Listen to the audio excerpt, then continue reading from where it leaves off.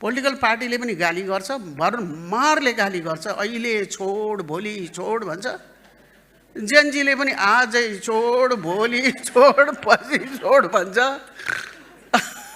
अब छोडौँ भने के छोडौँ?